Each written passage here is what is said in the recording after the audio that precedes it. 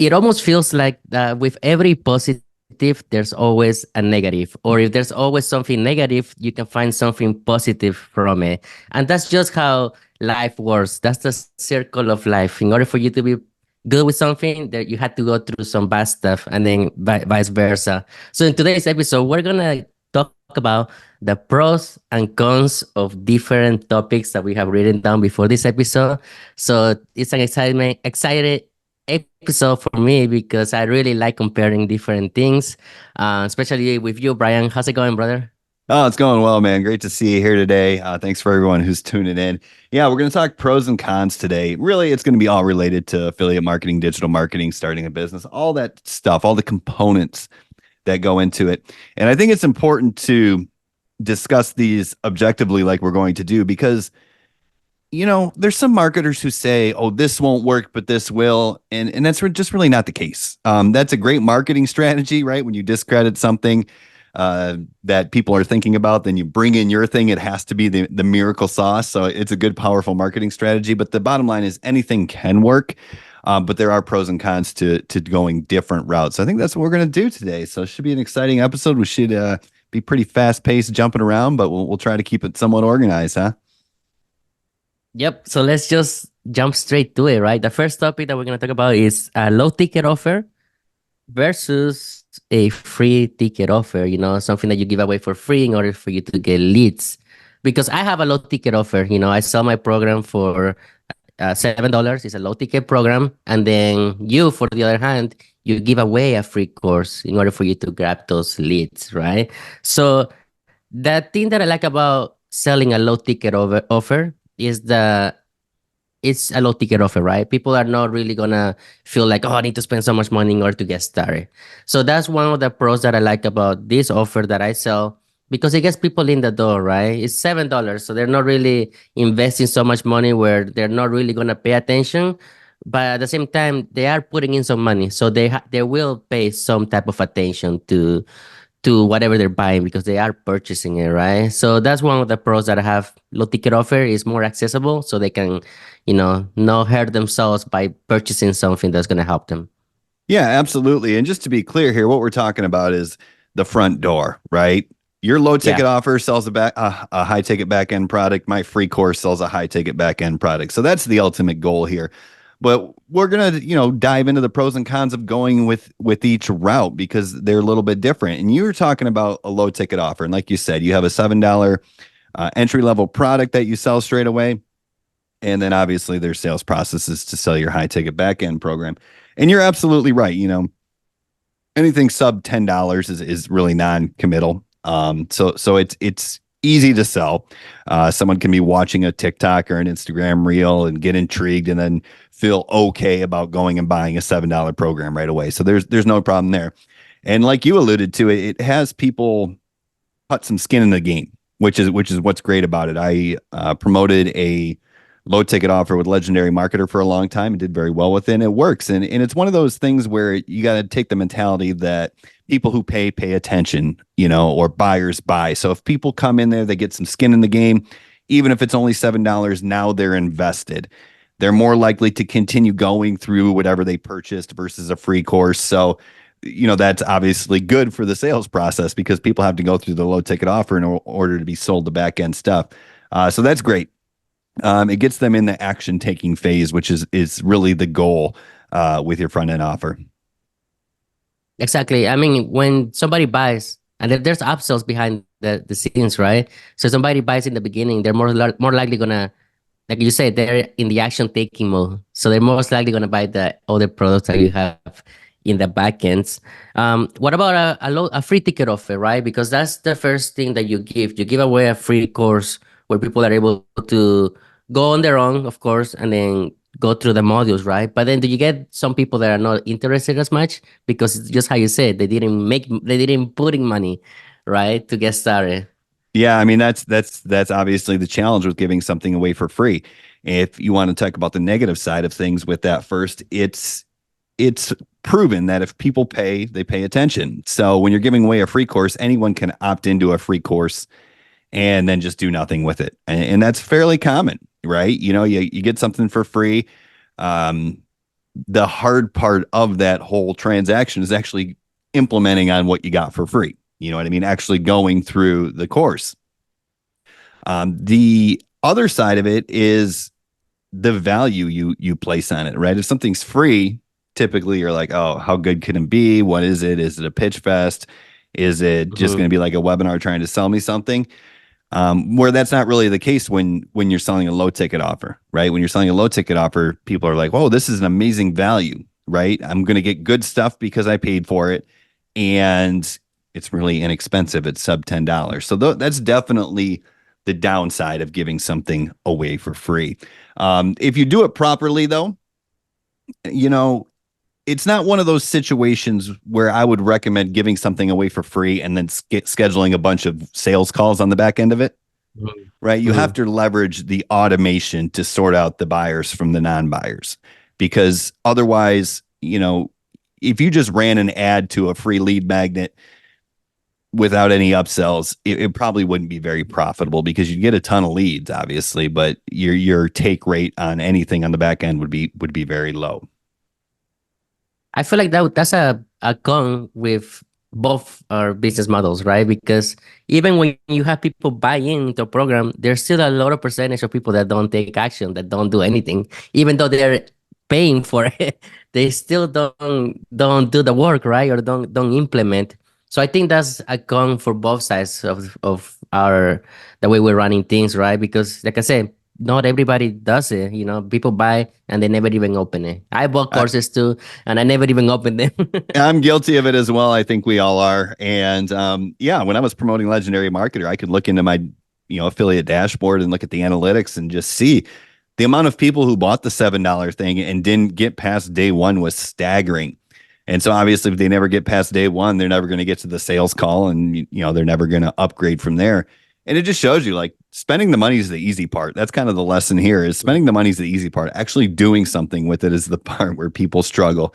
So as marketers, that's kind of the goal when you're promoting anything. It's not like you have to keep focusing on how great the back end offer is, right? It's more like you just have to get people implementing and moving forward and investing something, whether it's time or money. Because when I give away the free course, that's what I'm taking as skin in the game. It's not the Mhm. $7. It's the action.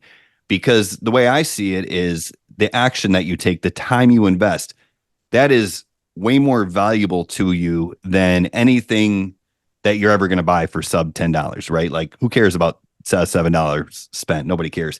So that's the good side of having it. But the bad side is, but if I can get you to invest the time, actually go through the free course, spend 90 minutes or an hour or 2 hours or however long it takes them to get through it. Now I have them really invested, not only in the business model, but now they're invested in me as well. So that's kind of why I like that model. I'll have a couple other things I want to say about it as well as far as pros. But what do you think about that? Like, how do you get people to invest their time after they spent $7? What's the best strategy there? Well, as the course creator, the first thing is you gotta keep the pathway simple, not getting them confused. And I made that mistake in the past where I was teaching them about these advanced softwares like ClickFunnels, Aweber, and I made that mistake to put them in the $7 entry course when I could have just got everybody started with a free platform, which is System.io, where they can just get started without any confusion of integrating a software with another software. So I made that mistake, right? So keeping it simple, that's the first thing that you gotta do. So that I have made some improvements now that I moved my people to from regular platform to a different platform. I made some improvements. So I guess you can call it 2.0, but it's not really 2.0. It's the same thing, I guess you can say, right? But less confusing. So that's something that I had to keep in mind when I made the low ticket offer. Less confusing, or else people are not gonna buy into the other stuff. A pro that I see for yours right now is that you probably get 2x or 3x times leads just because you're offering something for free in the beginning. And I feel like I mean, 2x, 3x leads, that's a lot of leads, right? Yeah, I Because you could mean, go the organic way and then have a lot of people coming every single day. But if you can find a way to 3x or 2x it, you're better than paying for ads, honestly. and that's where I see is the benefit of it, because when I looked at my data it's almost like I get 5 times as many leads as I did when I'm trying to sell a low ticket offer. So am I going to have a lower percentage of buyers? Absolutely. And that's where some of my affiliates can really struggle with the whole concept of promoting a free course. Is they're like, oh, well, I generated X number of leads and the money is not what I thought it would be. Well, yeah, but how many leads would you have generated when you're doing the low ticket stuff? Maybe a fifth of that, right? And that's when I was talking about automation. You got to bring people in and let the automation figure it out, right? The emails, the sales videos, all that stuff. But yeah, in the back end, now you have a much bigger email list. And email traffic is the best traffic. It's traffic you can control. You know, back in 2020, when we could just post a video on TikTok and guarantee we were going to go viral, who cares? You're going to get in front of your target audience again and again and again.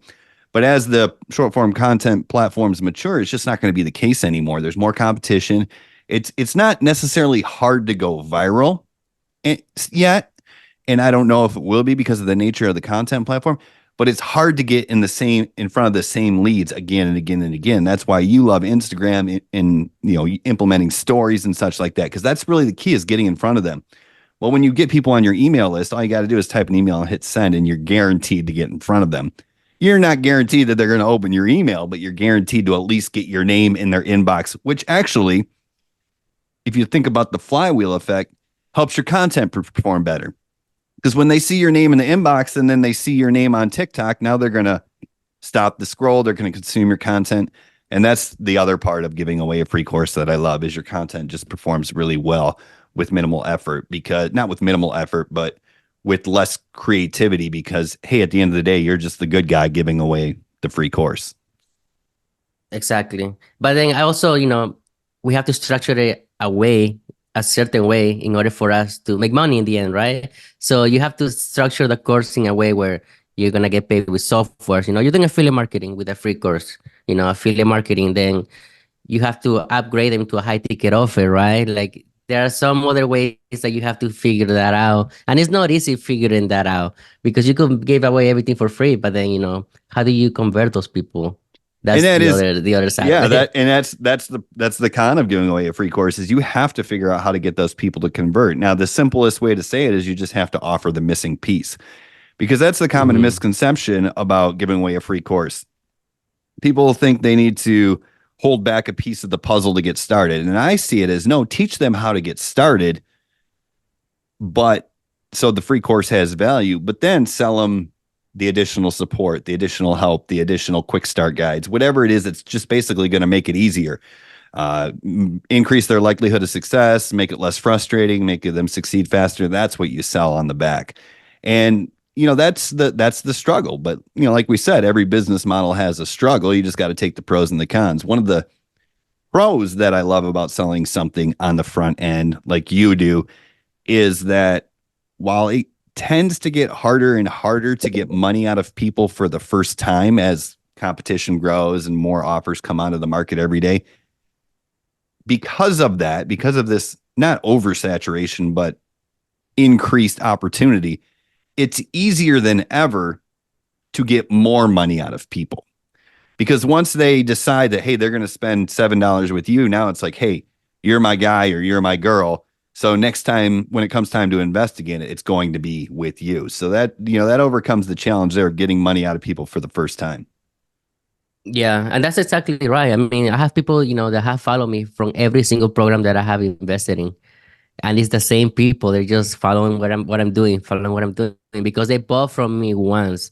And that means that they're most likely going to buy from me again, because they just follow my trajectory, right? They're just doing everything that I'm doing to emulate the success that I've gotten.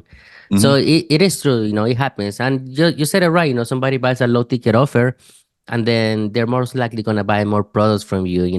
By that point, they should trust you already, right? If you have everything set up correctly, where somebody wants to pay you in the beginning, doesn't matter the amount, right? They want to invest money in you in the beginning. You're going to be like, okay, this person trusts me already. So it's most likely this person's going to keep trusting me, because the content inside the things that they're buying is really good content, right? It's really good information for them. And that's how they get you to trust you and then buy more from you. And that brings me to the final point on this is it has to be good. no matter what you're giving away, if it's a $7, if it's a $10, if it's a $5, if it's a free thing, it has to be good because you have to build that trust. You have to get people excited about it. And really all this is this is just an example of a lead magnet, right? My lead magnet's free. Your lead magnet costs $7. The difference here is I'm creating a list of people, you're creating a buyer's list. So it really is just a lead magnet. So let's talk about lead magnets in more general terms, because I see a lot of people promoting something and then having a lead magnet that kind of looks distracting to me in a lot of ways. So do you need a lead magnet, I guess, is the question. What are the pros and cons of having a lead magnet, especially as an affiliate marketer or someone reselling products?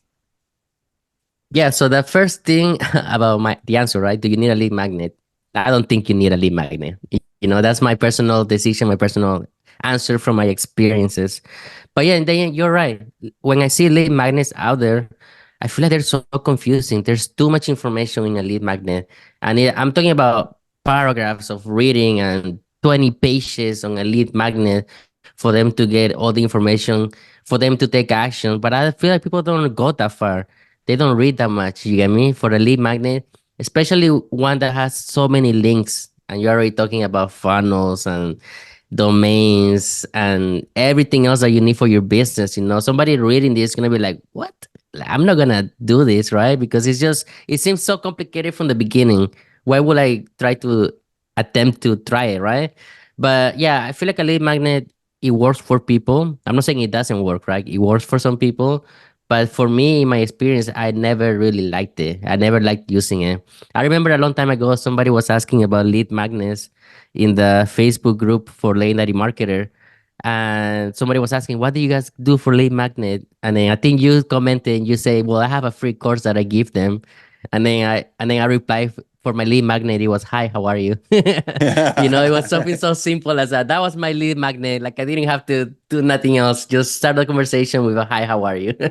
Yeah, and it really depends on the situation, right? Because a lead magnet, a pro is it can help build confidence in your leads, which is good in getting them to buy. It can also help them get to know you and trust you and see you as an authority. So that's definitely a pro. But a con, it especially, I've seen this with like Legendary Marketer, I just don't get it, is when you're promoting Legendary Marketer, the front end product is a low ticket offer. And that's what's designed to give the confidence and build the excitement in the lead and the prospect, right? And in order to sell that, Legendary Marketer has one of the best video sales letters I've ever watched. Like Dave Sharp is a master with the words. So that converts really, really well. So why would you give them something to distract them from going through the proven process that Legendary Marketer has in place? Like, I don't get it. So I don't think you need it. And I have a coaching client who upgraded a little bit to get some one-on-one time with me. And that's the first thing we did. She was promoting Legendary Marketer. The first thing we did is get rid of her lead magnet. It's like, here, you're going the long way to try to confuse your prospects and make them seem like it's going to be harder than it is. And that automatically turns people off, especially the type of people who are in the business opportunity, learn how to make money online game. Is they want it to be easy. So we have to show them how it can be simple. Maybe not easy, but simple, right? And that's what I don't understand, right? Because right now I did teach my students about the lead magnet, right? Having a virtual book, right? That's what we give away, a free virtual book. Um, but the only reason why I made that training was because everybody was asking about a lead magnet. Do we give a Mhm. lead magnet? Do we give a lead magnet? And then my answer was always no, because I never used one, right? But then since they're seeing all these top affiliate marketers using one, now they have to use it, right? So I created a training for them to use it. And I was like, you can use it if you want it. Here it is, but you don't have to, right? You don't have to use it. And that's what got me confused, because when I started looking at all these legendary marketer people doing it, I jumped on board too, and I was like, okay, I'm gonna do mine too then, right? But then while I was doing it, the whole process didn't make sense to me. Just how you just mentioned, like, why would I have confused one person even more instead of just going through the bridge page, the thank you page, the sales page, the checkout page, and then the upsells?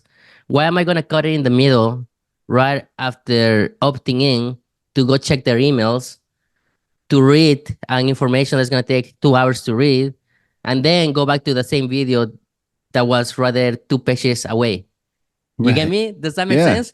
So it's just It's like it's like you want to get people to the sales video because it converts, and then you're like, oh, but before you do, here, take all this information. No, just send them over to the sales letter. But here's where I just do follow it. follow the proven process, right? But here's how I like a lead magnet. So let's say you train your students how to create an ebook. I like it as a re-engagement offer or a new front door. And this is what I instructed my client to do is, hey, you have this lead magnet. It teaches the basics of affiliate marketing or whatever. And okay, great. You don't have to give it away on the front end. So let's remove that. But here's an opportunity to use it as a re-engagement because what's going to happen when you're collecting leads and sending them over to like a sales letter that sells a low ticket offer is some people are just going to buy right away, especially if it's sub $10. They're going to see your content. They're going to come over to your funnel. They're going to watch your bridge page video and they're going to be like, all right, show me the thing. And they're going to see the thing, which is the affiliate product. And then they're going to buy. That happens all within a matter of like 25 minutes.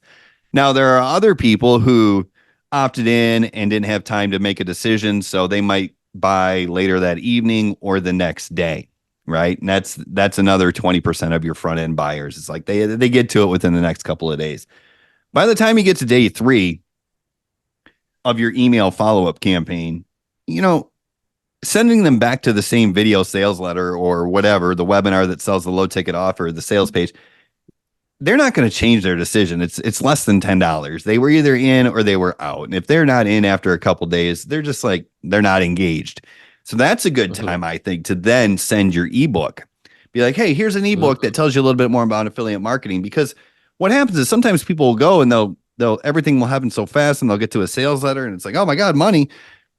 They didn't have time to absorb the information. They didn't have the ability to absorb the information. So this gives them an opportunity to then say, oh, okay, here, I can look at this at my own leisure and get a different perspective, a point of view from you.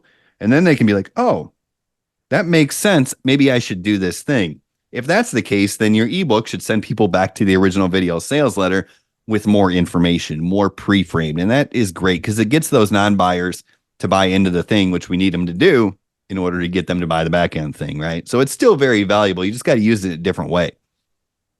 yeah, that's smart too. Like re-engaging your list by sending that lead magnet a little later in the list. Because at first you wanna convert those people. You wanna make the sale, right? So taking away from the lead magnet in the beginning might facilitate those first sales in the beginning. But yeah, I think that's a good strategy. Putting the lead magnet later on. Now, another thing, right? What other ways of lead magnet are there? I know most people do like the ebook, the virtual book, but you have the free course, you get me? So it's completely different. I haven't really seen anybody else give away different lead magnets. Maybe for a physical product, I see like coupons, buy one, get one free, stuff like that, right? Yeah, I mean, coupons, I think checklists are great. Something that people can just digest really easily.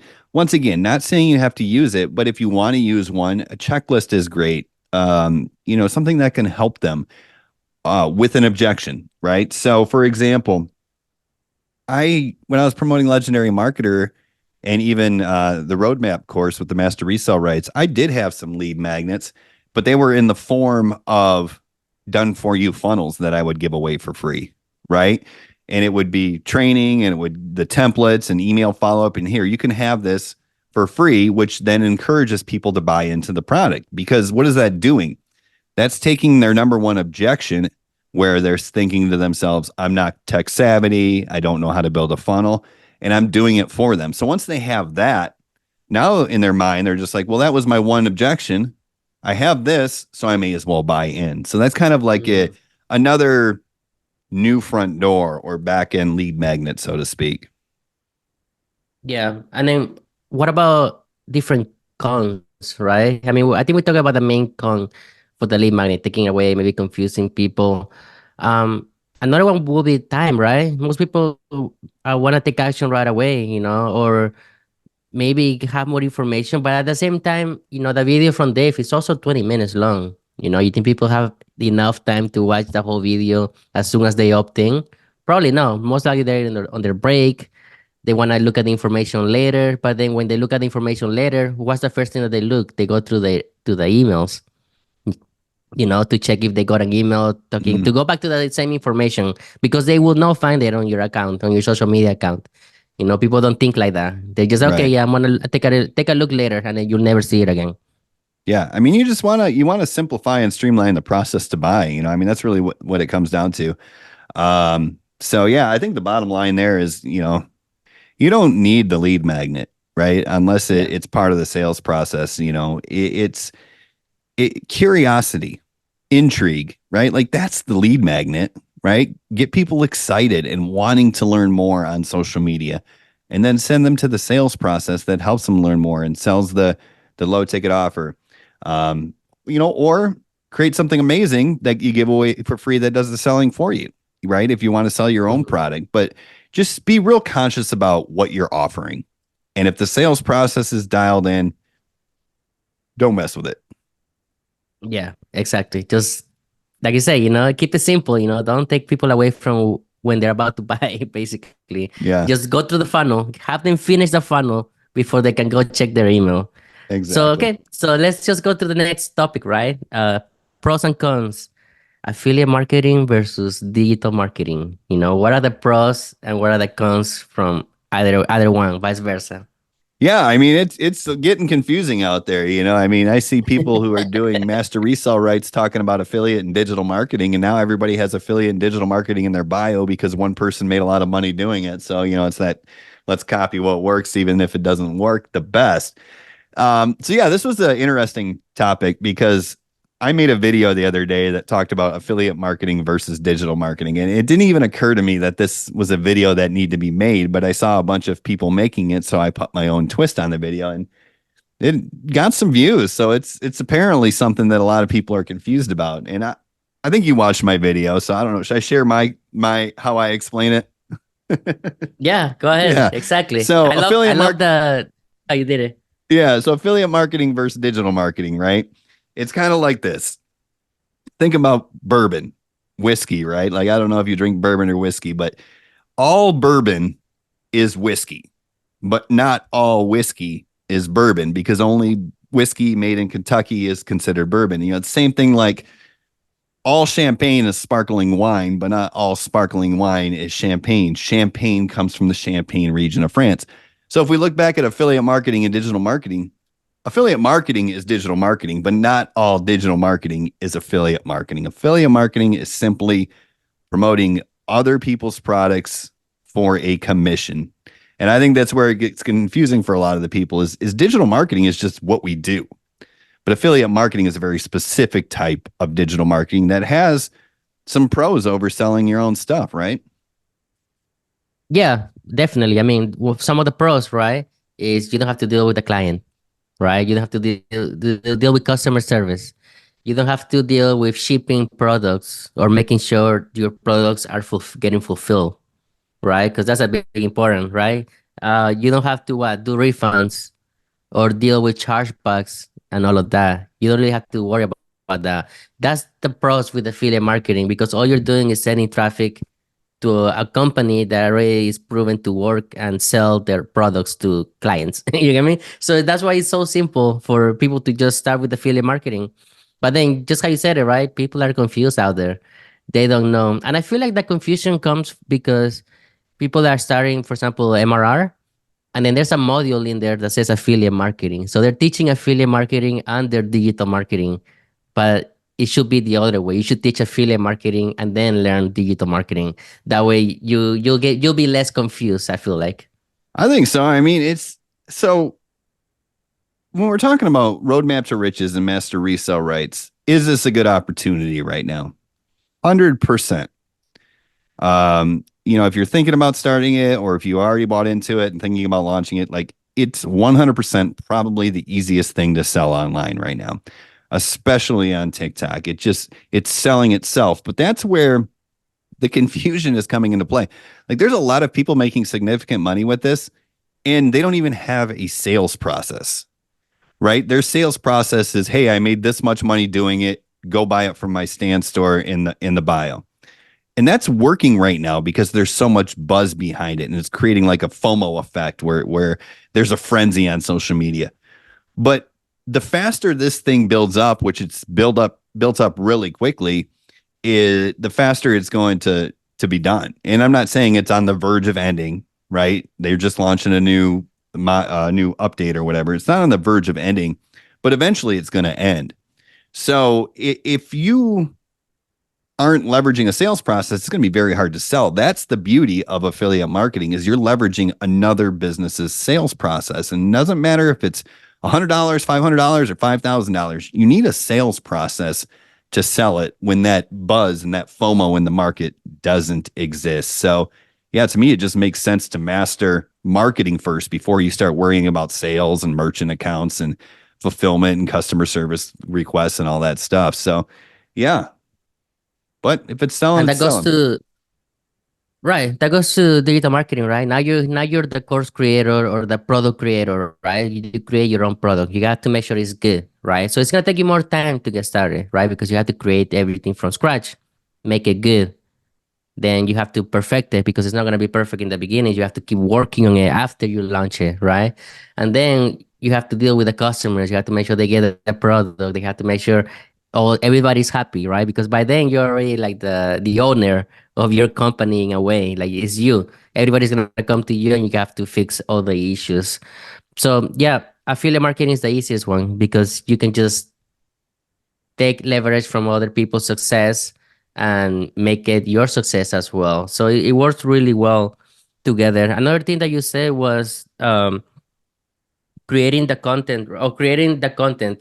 They don't have a sales process, so they're creating the content in order to sell it, which is easy to sell it because they get 100% of the profit, and everything's just skyrocketing right now. But I just how you said, I don't feel like it's gonna stay up there, right? I don't know if it will get saturated, but I feel like it's just getting hyped too much that from there there's only one way to go, and it's gonna go down. But like I said, not saying that it's gonna happen soon. It might be a while, many years.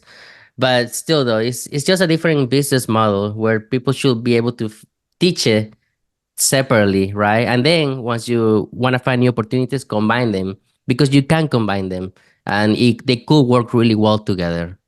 Yeah, and here let's talk about some of the pros of doing that. So let's say you want to go into a hot opportunity where you're actually starting your own business. Yeah, you have the pros of being able to put your brand into it a little bit more that doesn't exist with affiliate marketing.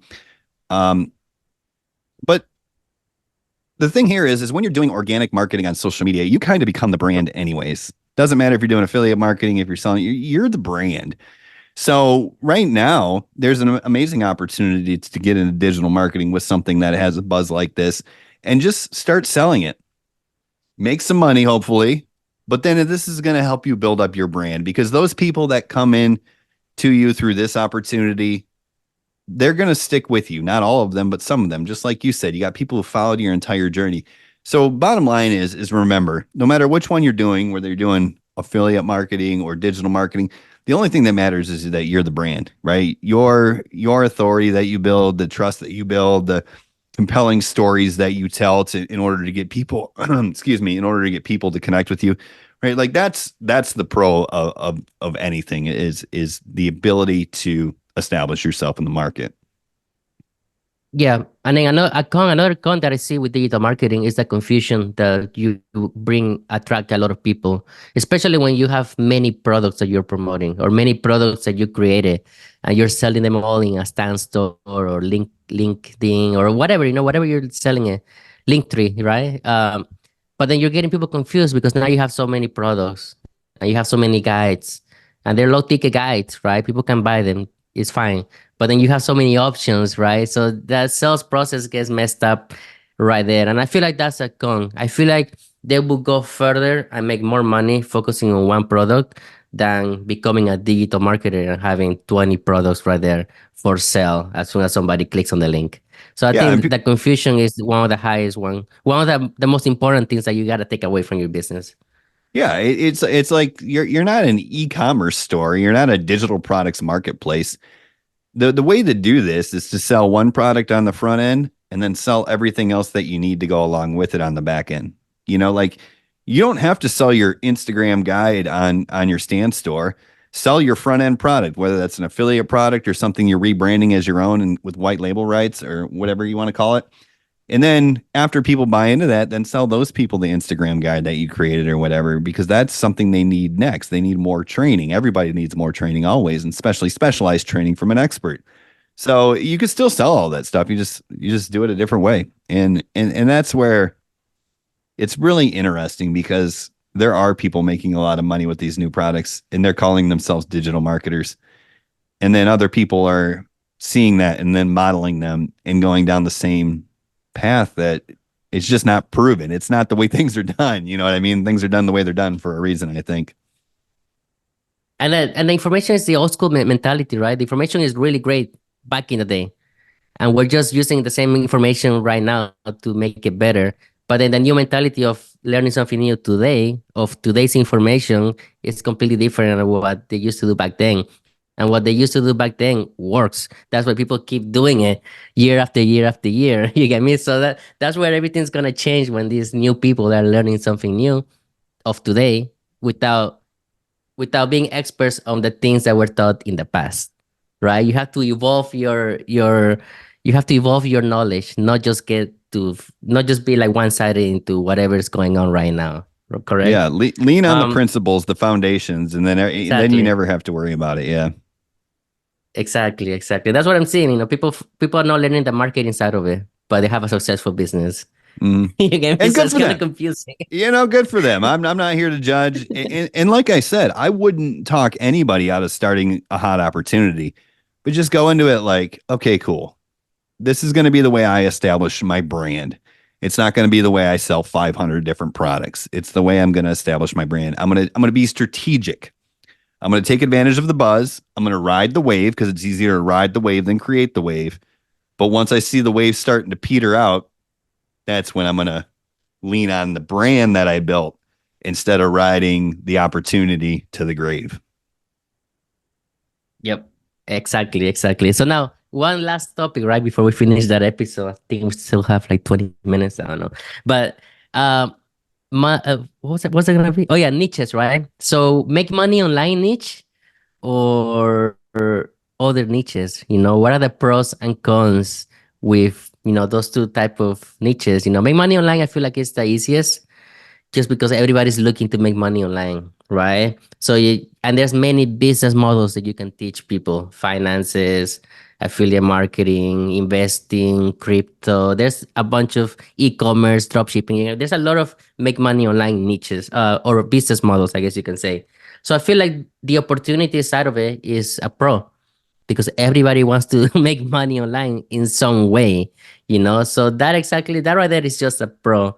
But what do you think is a con with make money online niches? Yeah, I mean, you're right. Money's in money. So if you want to make money, just go where money is. I always say if you're going to want to make money in real estate, you're not going to buy a plot of land out in the middle of the desert. You're going to go to Manhattan or go to Dallas or whatever, where there's an opportunity and you're going to jump into where the market's hot. So that's kind of how I look at it. But yeah, there's the con of the entering the make money online niche as a beginner, right? You're going to have to deal with some criticism, right? There's going to be the people like, well, how are you teaching people to make money online if you've never made money online? Or, hey, it's just an MLM, right? You just buy something and then get people into it. So yeah, let's kind of address those cons. I'll let you start with one, and I'll take the other. Choice is yours. Yeah, so I feel like a con with other niches is that you need to put in more work. You have to investigate a little more. You have to find the good products out there, you know. Then you have to maybe get approved to promote those companies. So I feel like you maybe even have to buy the product in order for you to know that it works well. I'm talking about maybe like a physical product. But if it's something that is digital, I feel like it's always a pro for a digital product because you don't have to really spend the time to deliver it or do stuff like that, or money, right? Shipping and stuff like that. But for a con, like I say, it's probably the time, right? It's gonna take you longer in order for you to get the money that you want to make, or pay your debts, pay your bills, whatever your whatever the reason is why you started, it's probably gonna take you a little longer. You doing it with other niches. Yeah, and it really comes down to, the hard part is even though you're going to draw some criticism if you enter the make money online niche as a beginner, the fact is this gives you the opportunity to sell information, right? And that's huge because the margins are good, the price points are high. If you get into another niche, you might have to, like you said, do physical products. Well, what's going to happen if that's the case? If you're in physical products, which are generally more inexpensive and, the margins for commissions aren't going to be as good, you're going to have to build up a huge following to make the same amount of money that you could if you just enter more like the high ticket information space. So if you decide, hey, I'm going to enter the high ticket information space, you can't look at it like an MLM because it's not. There's no tiered commissions. It's just selling something just like any other business. But really, what you have to do is you have to look at what you're selling, and you're not selling the information, you're selling the transformation. And that's why so many people in my mind are successful when they enter the make money online niche as beginners, because it's very easy to document your journey and show the transformation in real time. Hey, I'm getting started with this. I don't know how it's going to go. Follow me to come along with me, right? That's intriguing. And when you can show your journey of transformation in real time, it's compelling. It's like you become like a mini series where people just have to come back and see what's going on. And when the results start trickling in, then it's proof, right? It's proof of concept right there in real time. And that's where you go from making a little bit of money to making a lot of money, because now all of a sudden there's people who've been following your journey and seeing the transformation in real time, and you prove that it works. So the flood of new buyers comes in, and then you just leverage that. It's pretty simple process. I mean, it doesn't matter what you're promoting. If you can, like, if you wanted to promote something in the weight loss industry, what would you do? You'd show yourself overweight. You'd show what you took and bought and used to lose weight, and then you'd show yourself looking sexy. It's just the journey of transformation. It's the same damn thing. It's really compelling marketing. But when you do it in the make money online niche, it kills two birds with one stone, because you learn how to make money by learning the product that you're going to promote, so you're ready to promote. I don't know how else to say it other than that. That's why it works so well. Yeah. I feel like a pro for make money online is the competition, but for other niches, that's a con. Because I feel like for make money online, it's a competition, and it makes it better for everything else. Somebody starts drop shipping. Oh, it didn't work for me. I'm gonna go to affiliate marketing. So that's great competition right there, because you're getting more people eyes. Somebody buys a course about affiliate marketing, but it didn't work for them. So now they're gonna buy another course about affiliate marketing to closing the dots, I guess you can say. So I feel like for make money online niche, business modelers are great. It's a pro. You get to compete with yourself, people already that want to do what you do. But for other niches, I feel like that competition might be a little hard, because what if somebody already is buying from somebody? How can you get that person to sell them the same results but with a different product? I feel like that's gonna be harder and a con for somebody to do that, specifically in another niche. Man, that is an excellent point, and you are 100% correct. The more people making money online, the better. The more people teaching it, the better, because it makes it seem real, and it makes it seem attainable, and it creates this buzz that draws people in, and then it just becomes a matter of not should I do it or not. It's which one should I do. So the market has been moved from unaware, where they're like, I don't even know how I'm going to pay my bills, to now they're solution aware. They know they can go make money online. So they're going down the awareness scale. Our job as marketers is simply to make them product aware and then most aware, right? Like, just here's the thing that works the best. You want to learn more about it, come on into my funnel, and then hopefully you'll go buy it. It's like if I'm looking for a comparison to what you just said, right? Competition is a good thing in the make money online niche.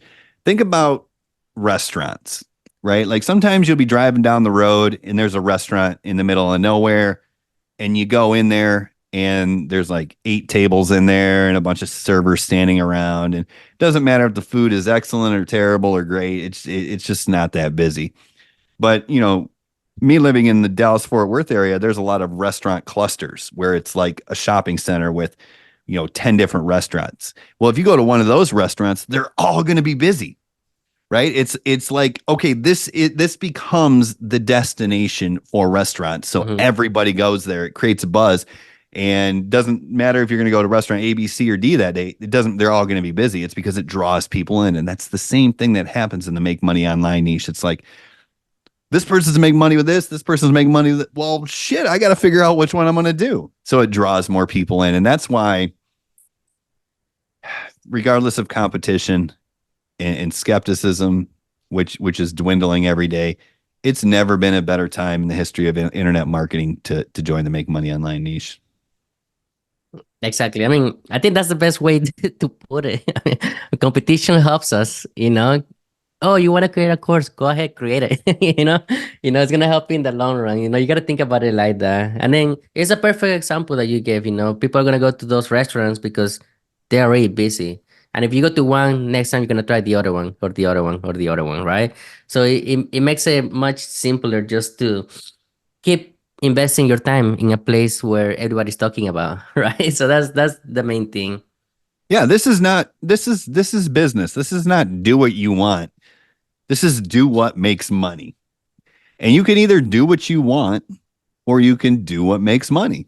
And if you want to make Yeah. money, then just do what makes money. It's that simple. Exactly, exactly. So what else? Any other topics that you want to talk about? Any pros and cons? I think we hit all the topics that we wanted to today, right? Yeah, I think we did. We breezed right through it. This was an easy one here today. So, yeah, I think we covered a lot. Let's just recap everything, and then if we end this one a few minutes short, then I guess that'll be the way. But let's recap from the beginning. So the first thing we talked about is free versus low ticket front end offer. It doesn't matter. They both work, but just understand the game that you're playing, right? Know the numbers of what you're doing, right? If you're promoting a low ticket offer, it might make sense to get on a sales call with your buyers.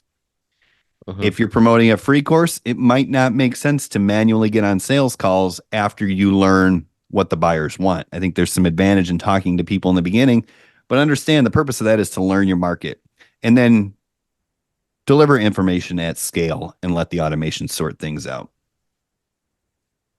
Exactly. Now the next one, the lead magnet or no lead magnet, right? It's a personal choice, guys. You have to just figure out what you want to accomplish in the beginning. You want to make a sale, right? If you want to make a sale, I suggest you start without a lead magnet.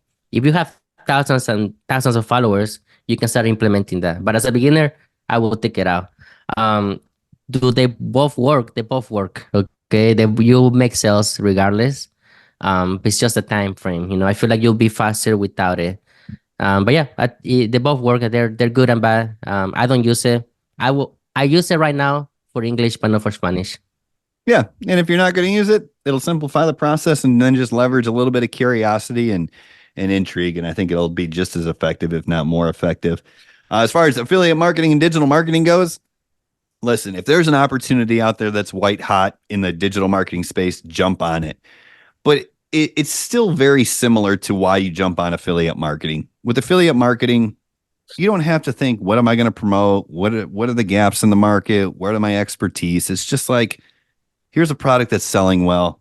Join their affiliate program and start promoting it if it resonates with you, right? Still always, be above board and have integrity and find products that are good. But if there's good products, that's really what it comes down to. If you're in the beginning, don't try to brand your own thing. Don't try to create your own thing. Just go where the hot opportunity is. And generally that's found in the affiliate marketing space. Yeah, like don't overcomplicate it. And if you do make the switch, uh, try it out for more than 3 months at least. Don't just switch and be like, this doesn't work, and then go back to the other one. Like, just try it out for a while, because you'll never know if it works if it doesn't. Remember, we always say 6 months. 6 months is like the minimum or if we start getting traction. So think about it like that, long time thinking. The last one was make money online, right? Versus other niches. The pro, uh, time. You get better results faster with make money online than any other niches. And also the competition, right? Competition is always better in a make money online niche because it Yeah. will attract more people, more interactions, people interested in the things that you want to promote, different business models. There's many ways to make money online, and everybody's looking for it. Go where the money's at. If you want to make money, go where the money's at. And it's easier to ride the wave than it is to create the wave, right? Just become a surfer, ride the wave, and do Exactly. it with integrity. And you'll build your personal brand up riding that wave, and then you can do whatever you want after that. Exactly. So guys, remember, don't just change something and then not do nothing, make it work. It's gonna work the longer that you do it. If you don't do it, if you don't invest too much time into something, then it's probably not gonna work. And then that's when we get those people saying this is a scam, this didn't work for me. But the only thing that happens is that you didn't put in enough time. That's all it was. Excellent way to end it, and because that's the golden rule, right? Well, thank you everybody for listening to this episode, and we'll see everybody on the next episode of the Evolved Marketing Podcast. Bye, everybody.